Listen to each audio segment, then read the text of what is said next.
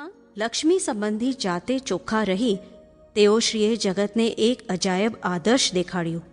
તેઓશ્રીનું સૂત્ર, વેપારમાં ધર્મ ઘટે પણ ધર્મમાં વેપાર ન ઘટે, બંનેમાં આદર્શતા ઉઘાડી કરે છે. તેઓશ્રીએ એમના જીવનમાં અંગત એક્સપેન્સ એટલે કે ખર્ચ માટે ક્યારેય કોઈનો એક પૈસો પણ સ્વીકાર્યો નથી. પોતાના પૈસા ખર્ચીને ગામે ગામ સત્સંગ આપવા જતા, પછી તે ટ્રેનનો હોય કે પ્લેનનો હોય, કરોડો રૂપિયા સોનાના દાગીના તેઓશ્રી આગળ ભાવિકોએ ધર્યા, છતાં તેઓશ્રી તેને અડ્યા નથી. દાન કરવાની જેને ખૂબ જ દબાણપૂર્વકની ઈચ્છા હોય તેવાઓને લક્ષ્મી સારા રસ્તે, મંદિરમાં કે લોકોને જમાડવામાં વાપરવા સૂચવતા, અને તે વ્યક્તિની અંગત આવકની માહિતી તેની પાસેથી તેમજ તેના કુટુંબીઓ પાસેથી ચોકસાઈથી મેળવી બધાની રાજી ખુશી છે એમ જાણીને પછી હા કહેતા.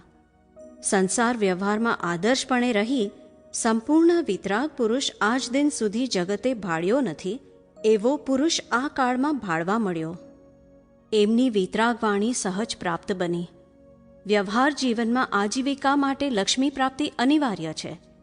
પછી તે નોકરી કરીને કે ધંધો કરીને કે અન્ય કોઈ રીતે હો, પણ કળિયુગી ધંધો કરતાંય વિતરાગની વાટે કઈ રીતે ચલાય તેનો સચોટ માર્ગ પૂજ્યશ્રીએ પોતાના અનુભવના નિચોડ દ્વારા પ્રગટ કર્યો છે. જગતે કદી જોયો તો શું પણ સાંભળ્યો ના હોય એવો અજોડ ભાગીદારનો રોલ પોતે જગતને દેખાડ્યો. આદર્શ શબ્દ પણ ત્યાં વામડો લાગે, કારણ કે આદર્શતા એ તો મનુષ્યોએ અનુભવોથી નક્કી કરેલી વસ્તુ છે, જ્યારે આ તો અપવાદરૂપ આશ્ચર્ય છે.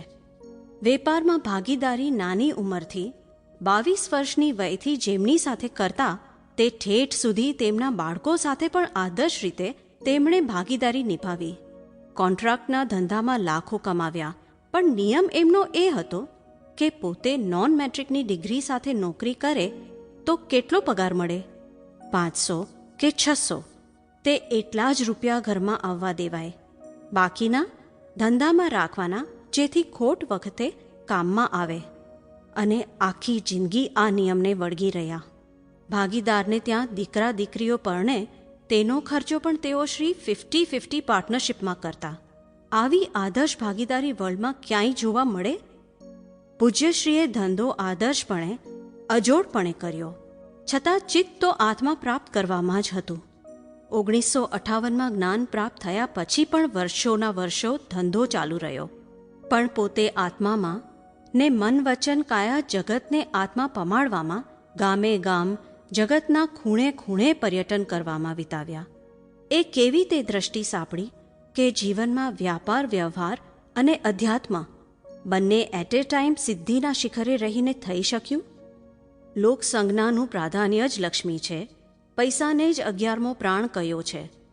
તે પ્રાણસમા પૈસાનો વ્યવહાર જીવનમાં જે થઈ રહ્યો છે તેના સંબંધે આવન જાવનના, નફા નુકસાનના, ટકવાના અને આવતે ભવ જોડે લઈ જવાના જે માર્મિક સિદ્ધાંતો છે તથા લક્ષ્મી સ્પર્શનાના જે નિયમો છે તે સઘળાની જ્ઞાનમાં જોઈને, વ્યવહારમાં અનુભવીને વાણી દ્વારા જે વિગતો મળી તે આ પૈસાનો વ્યવહાર સુજ્ઞ વાચકને જીવનભર સમ્યક જીવન જીવવા સહાયક થશે એ જ અભ્યર્થના.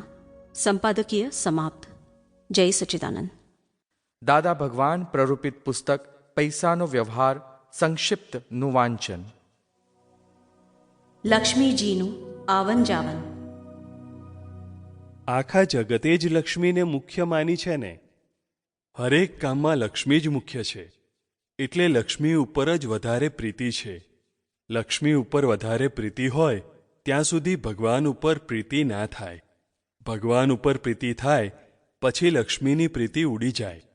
બેમાંથી એક ઉપર પ્રીતિ બેસે, કાં તો લક્ષ્મી જોડે ને કાં તો નારાયણ જોડે. તમને ઠીક લાગે ત્યાં રહો.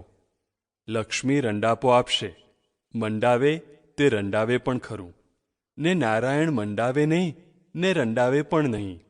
નિરંતર આનંદમાં રાખે, મુક્ત ભાવમાં રાખે. વાત તો સમજવી પડશે ને.